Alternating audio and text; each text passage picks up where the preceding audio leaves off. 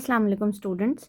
आज हम करेंगे एक्सरसाइज 6.5 का क्वेश्चन नंबर 2 जो कि है find the unknown side and angles of the following triangle. इसका पार्ट नंबर 1 हमारे पास ट्रायंगल गिवन है। जैसे कि आपको पता है ट्रायंगल की 3 साइड्स होती हैं और 3 ही एंगल्स होते हैं। तो यहाँ पर उन्होंने हमें पहले साइड्स चेक करेंगे। तो साइड्स में से 2 साइड्स गिवन है और ये वाली साइड है अननोन। तो एक तो हम ये फाइंड करेंगे। उसके अलावा जब एंगल्स पर आएंगे तो ये एंगल हमें पता चल रहा है ये 90 डिग्री का है।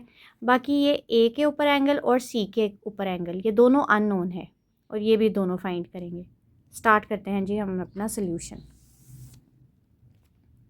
सबसे पहले हमने ट्रायंगल ड्रॉ कर ली। उसमें हमने जो अननोन एंगल्स थे एक को थीटा कह लिया और एक को कह लिया फाई। फिर हमने थीटा के सामने वाले को कह लिया परपेंडिकुलर और एंगल जहाँ से थीटा स्टार्ट हो रहा था उसको कह लिया बेस और ये जो टेढ़ी लाइन होती है डायगोनल लाइन इसको कह लिया हाइपोटेन्यूज। अब हमारे पास पहली साइड फाइंड करने के लिए जो फॉर्मूला है वो है पाइथागोरस थ्योरम। क्योंकि 2 साइड्स गिवन है तीसरी साइड हम फाइंड इजीली कर सकते हैं इस थ्योरम के ज़रिए। तो हमने वो लगा लिया hypotenuse square is equal to perpendicular square plus base का स्क्वायर। वैल्यूज़ पुट की। हाइपोटेन्यूज था b, उसकी जगह लगा लिया b स्क्वायर। परपेंडिकुलर था √3, उसकी जगह लगा लिया √3 का स्क्वायर और बेस है जी √13, वो लगा लिया हम लोगों ने। उसके बाद स्क्वायर √रूट से कैंसिल हो गए दोनों के, पीछे इधर बच गया 3 और यहाँ पर बच गया 13। दोनों को ऐड किया आपके पास आ गया 16। हम 16 को 4 का स्क्वायर लिख सकते हैं और फिर उसके बोथ साइड्स हम √रूट लेंगे ताकि b की वैल्यू हमारे पास आ जाए और √रूट स्क्वायर से कैंसिल होने के बाद b की वैल्यू आ जाएगी हमारे पास 4। साथ हमने लोगों ने लगा लिया सेंटीमीटर क्योंकि बाकी ए और सी के साथ भी सेंटीमीटर्स लगे हुए हैं। अब आ जाएं एंगल्स फाइंड करने पर। एंगल्स जब हम फाइंड करेंगे तो हमारे पास गिवन एंगल कौन सा है बी के ऊपर 90 डिग्री। तो हम लोगों ने लिख लिया major angle B is equal to 90 degree. उसके अलावा हमारे पास परपेंडिकुलर गिवन है √3 सेंटीमीटर और बेस गिवन है √13 सेंटीमीटर। अब हम चेक करेंगे कि वो कौन सी ट्रिग्नोमेट्रिक रेशो है जिसमें परपेंडिकुलर और बेस दोनों यूज़ होते हैं। वो एक ही है और वो है tan theta is equal to perpendicular over base. हम लोगों ने क्या किया, tan थीटा वैसे का वैसे रहने दिया, परपेंडिकुलर की जगह लगा ली उसकी वैल्यू √3 और इसी तरह बेस की जगह उसकी वैल्यू लगा ली √13।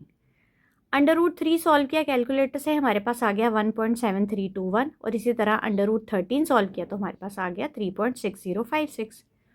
दोनों को डिवाइड किया तो हमारे पास आ गया 0.4804। ये आप सब कैलकुलेटर से करेंगे।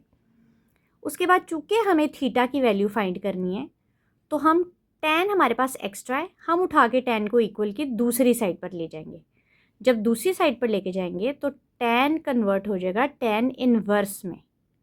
ठीक, जैसे जब हम लोगों ने लॉग के क्वेश्चंस किए थे तो लॉग को इक्वल के दूसरी साइड लेकर जाए तो वो एंटी लॉग हो जाता है।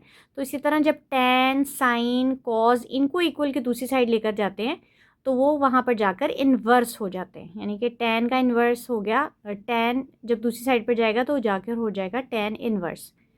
हम लोग 0.48084 का क्या ले लेंगे, इन्वर्स, tan इन्वर्स। वो कैसे लेते हैं, आप सबसे पहले कैलकुलेटर पे शिफ्ट प्रेस करेंगे फिर tan प्रेस करेंगे, आपके पास इस तरह लिखा हुआ आ जाएगा tan इन्वर्स। उसके बाद आगे आप वैल्यू लगा देंगे 0.4804 और इक्वल का साइन दबाएंगे तो आपके पास वैल्यू आ जाएगी 25.66। चूँकि ये थीटा है एंगल है तो मैंने इसके ऊपर लगा लिया डिग्री का साइन। अब नेक्स्ट थीटा हमारे पास आ गया, दूसरा एंगल हम लोगों ने फाइंड करना है यानी कि वो जो फाई है आपके पास, बी भी आपके पास आ गया 90 डिग्री, थीटा भी हमने निकाल लिया अभी 25.66 डिग्री। अब कौन सा रह गया एंगल, ये फाई। हम लोग 6.2 या 6.1 में पढ़ चुके हैं कि जब 2 एंगल्स गिवन हो राइट एंगल ट्राइंगल के तो थर्ड कैसे निकालते हैं हम, 90 में से ये वाला एंगल माइनस कर देते हैं तो हमारे पास फाई आ जाता है। या अगर हमारे पास फाई मौजूद हो और थीटा ना हो तो हम 90 में से फाई माइनस करेंगे तो हमारे पास आ जाएगा थीटा। तो इस वक्त हमें क्वेश्चन में मौजूद है थीटा की वैल्यू हम फाइंड कर चुके हैं, फाइंड अब किसकी करनी है, फाई की। तो फाई की वैल्यू कैसे फाइंड करेंगे, हम लिखेंगे जी 90 degree minus theta is equal to phi. 90 minus theta की जगह हमने जो भी वैल्यू निकाली थी 25.66 वो लगाई, दोनों को माइनस किया, हमारे पास आ गया 64.34 डिग्री। अब आपके पास तीनों एंगल्स भी आ गए हैं और तीनों साइड्स भी आ गई हैं, तो क्वेश्चन आपका हो गया सॉल्व। अब करेंगे हम सेकंड क्वेश्चन। उसमें अगर आप देखें शेप में तो हमारे पास ये है 90 डिग्री बी के ऊपर, ठीक, ये भी गिवन नहीं था, ये भी गिवन नहीं था, तो एक को हमने थीटा लिख लिया, एक को हमने फाई लिख लिया। फिर थीटा के सामने वाला क्या होता है हमारे पास, परपेंडिकुलर, और जहाँ से थीटा स्टार्ट हो रहा होता है वो आपके पास होता है बेस, और वो आपके पास है जी हाइपोटेन्यूस। ठीक, अब हम क्या करेंगे, पाइथागोरस थ्योरम लगाएंगे, क्योंकि दो साइड्स हमारे पास गिवन है, तीसरी हमने फाइंड करनी है। हमने पाइथागोरस थ्योरम लगाया, hypotenuse square is equal to perpendicular square plus base का स्क्वायर।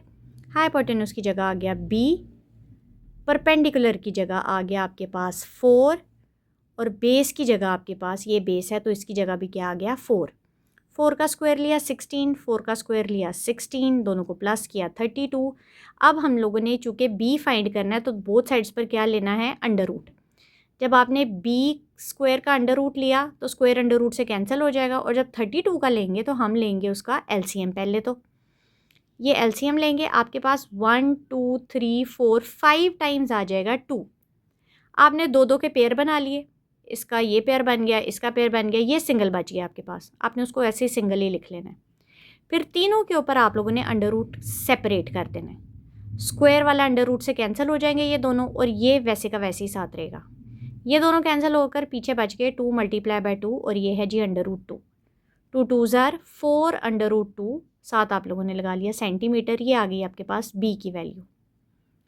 अब आए जी चेक करते हैं हमारे पास थीटा और फाई फाइंड करने के लिए क्या चीज़ मौजूद है, कौन सी साइड्स मौजूद हैं। तो हमारे पास मौजूद है परपेंडिकुलर और बेस। परपेंडिकुलर और बेस किस में लगती है, tan थीटा में। tan theta is equal to perpendicular over base.